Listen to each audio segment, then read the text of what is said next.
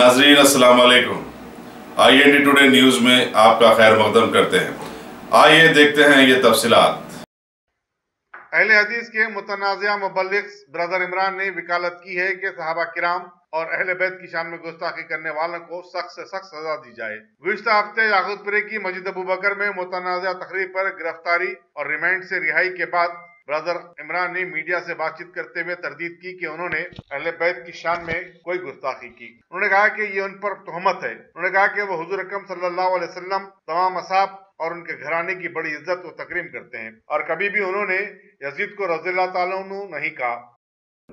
वस्सलातु वस्सलामु अला रसूलिहिल करीम व अला आलिही व अस्हाबिही अजमईन। अम्मा बाद, मैं आप तमाम मीडिया वालों का तहे दिल से यहाँ पर इस्तकबाल करता हूँ और तहे दिल से आप तमाम का शुक्रिया अदा करता हूँ कि आप लोगों ने मुझे मेरी बात मेरे तमाम हैदराबाद के भाइयों बहनों तक, बल्कि हिंदुस्तान के बल्कि आलमी सतह पर तमाम भाइयों बहनों तक पहुँचाने का मौका दिया।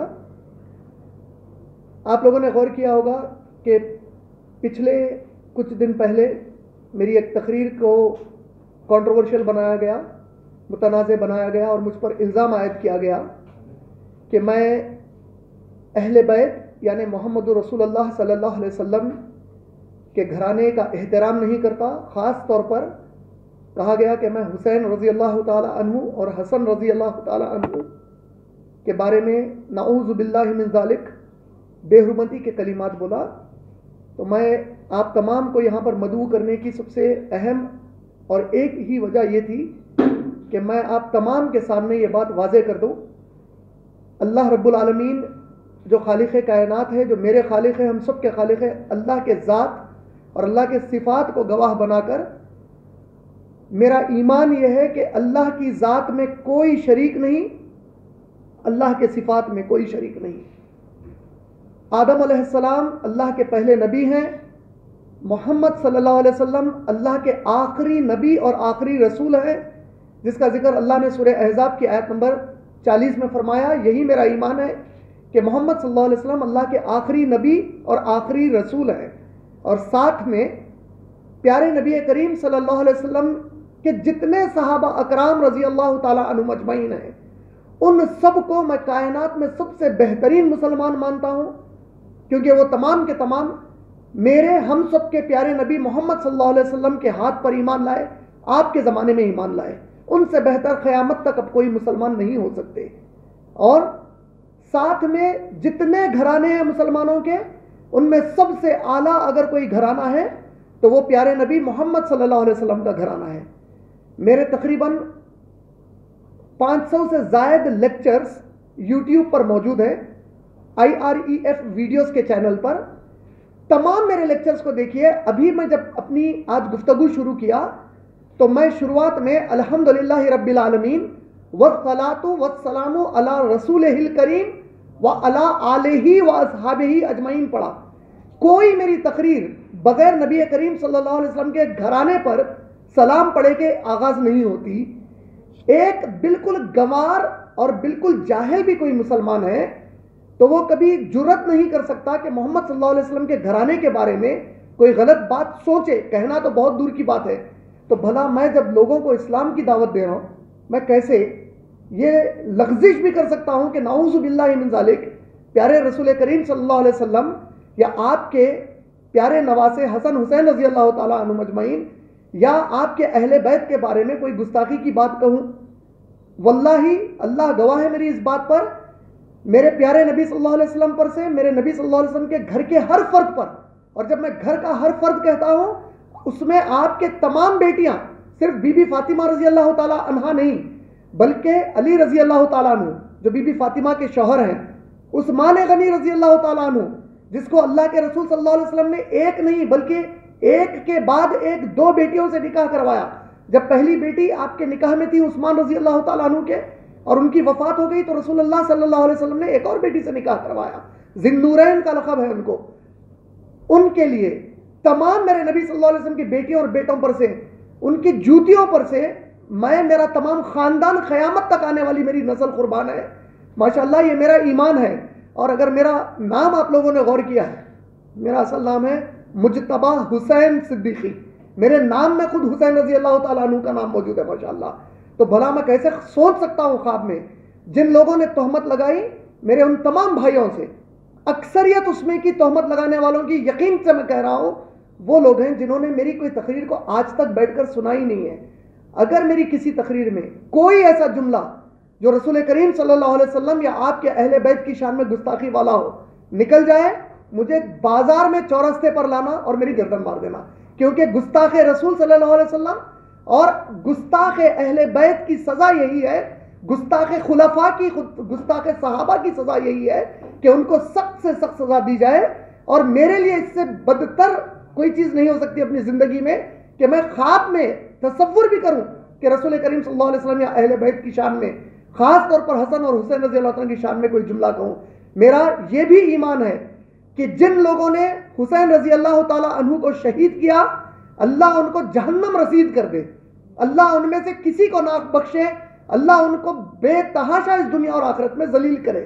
میں نے کبھی بھی کسی قاتل حسین کی تائید نہیں کی، اور یہ الزام کہ میں نے یزید کو علیہ السلام کہا، میں کیسے کہہ سکتا ہوں؟ علیہ السلام تو لقب ہم صرف نبیوں کو دیتے ہیں، نبیوں کے سوا ہم کسی کو علیہ السلام کا لقب نہیں دیتے.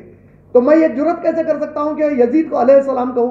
میں نے ان کو رضی اللہ تعالیٰ عنہ کہا، یہ بھی نہیں ہو سکتا کیونکہ وہ صحابی نہیں تھے بلکہ تابعی تھے، اور ہم رضی اللہ تعالیٰ عنہ صرف صحابہ کو کہتے ہیں. یہ بھی مجھ پر الزام ہے. میری عظمت صحابہ کی تقریر یوٹیوب پر موجود ہے، آپ لوگ اس سے دیکھ سکتے ہیں. میری ایک اور تقریر ہے، ابو بکر و عمر عثمان و علی نہیں ان سے بہتر کوئی اللہ کے ولی رضی اللہ تعالیٰ عنہ مجمعین، آپ لوگ وہ تقریر بھی دیکھ سکتے ہیں.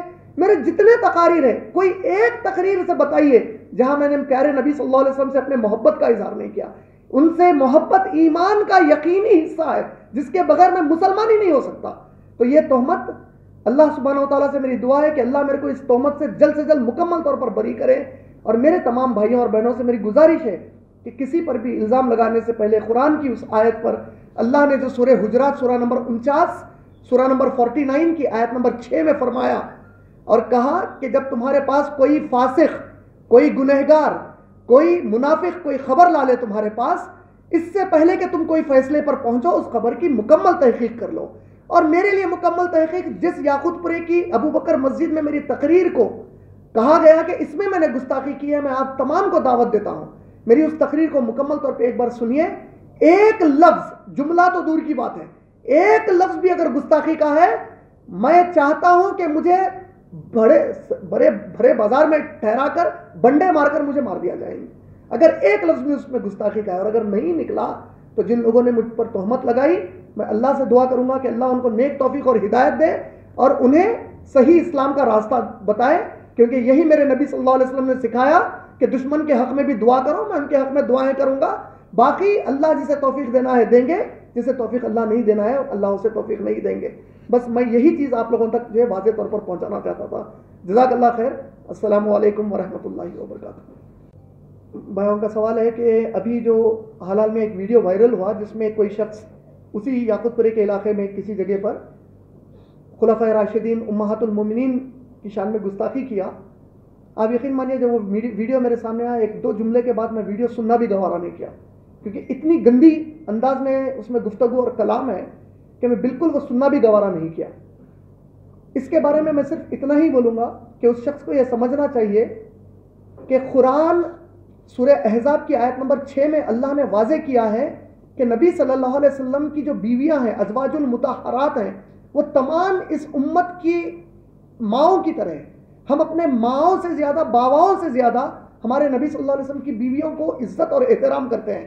ان پر سے ہمارے ماں باپ، ہماری اولاد، ہماری نسلیں قربان ہیں ان کے اوپر سے ماشاءاللہ. اور بی بی عائشہ رضی اللہ تعالیٰ عنہ خاص طور پر تو وہ بیوی ہیں جس کے بارے میں رسول اللہ صلی اللہ علیہ وسلم نے تصدیق کی کہ میں بہت محبت کرتا ہوں بی بی عائشہ رضی اللہ تعالیٰ عنہ سے. دوسری چیز یہ ہے، صحابہ کے بارے میں سورہ توبہ سورہ نمبر 9 کی آیت نمبر 100 میں اللہ نے کہا جو لوگ سب سے پہلے ایمان لائے رسول اللہ صلی اللہ علیہ وسلم پر، جس میں ابو بکر صدیق، بی بی خدیجہ، علی رضی اللہ تعالیٰ عنہ، سمیہ رضی اللہ تعالیٰ عنہ، ایسے جو صحابہ، عثمان غنی، یہ جو شروع کے لوگ ایمان لائے، یہ لوگ، پھر ان کے ساتھ جو لوگ ہجرت کیے رسول اللہ صلی اللہ علیہ وسلم کے ساتھ، مہاجرین، پھر جو انصار صحابہ، اور جو بھی قیامت تک ان کی طرح ایمان لائیں گے اللہ ان سے راضی ہو چکے ہیں, یہ اللہ سے راضی ہو چکے ہیں. سورہ نصر جب ہم پڑھتے ہیں اذا جاء نصر اللہ والفتح, سورہ نمبر 110, اللہ نے اس میں واضح کیا کہ فوج در فوج لوگ اسلام قبول کر رہے ہیں. یعنی تمام کے تمام صحابہ کو اللہ نے گواہی دی تھی کہ یہ مسلمان, یہ لوگ اسلام قبول کر چکے ہیں. ماشاءاللہ ہمارا ایمان یقین کے ساتھ یہ ہے کہ قیامت تک کوئی دنیا کا مسلمان چاہے کتنا نیک ہو جائے, وہ کسی ادنا صحابی رسول صلی اللہ علیہ وسلم کی جوتی کی دھول کو بھی نہیں پہنچ سکتا. کیونکہ سب سے بڑی عظمت صحابہ کی یہ ہے کہ ان کا نام ہی صحابہ اس لیے کہا گیا کیونکہ ان کو صحبت محمد رسول اللہ صلی اللہ علیہ وسلم عطا ہوئی. ایک آدمی بعد میں آ جائے, کتنا بھی نیک بن جائے, صحبت محمد صلی اللہ علیہ وسلم قیامت تک نہیں لا سکتا. وہ ہم پورے صحابہ کو دل و جان سے عزت کرتے ہیں.